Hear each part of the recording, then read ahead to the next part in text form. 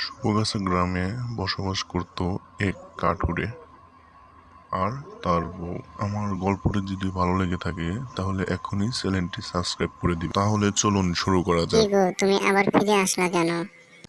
আরে কুড়াল নিতে ভুলে গেছিলাম, কুড়ালটা কই দাও আমাকে।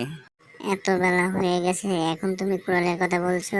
ঘরে আছে, এনে দিচ্ছি, দাঁড়াও। আচ্ছা, কুড়ালটা নিয়ে আসো।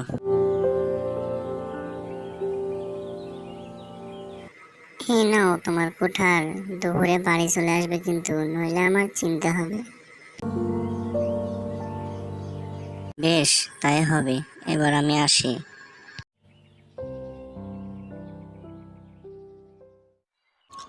কাঠুরে টুকটুক করে হাঁটতে লাগলো জঙ্গলে যেতে। এ তো দেখছি অনেক বড় জঙ্গল, ভয়ে আমার গা ঝিমঝিম করতেছে। দেখি আর একটু যাই, গাছ পাই নাকি। ওই তো একটা সারা গাছ দেখা যাচ্ছে, যাই ওটাই কেটে নিয়ে যাব।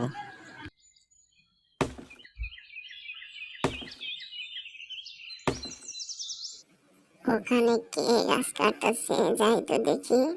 এখানে আবার বুড়িটা এলো কোথা থেকে?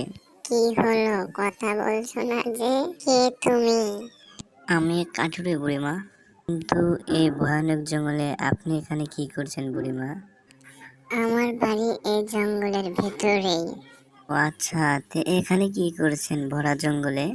আজকের জন্য এই পর্যন্ত। কি পরের পর্ব দেখতে চ্যানেলটি সাবস্ক্রাইব করুন এবং কমেন্টে জানাবেন প্লিজ।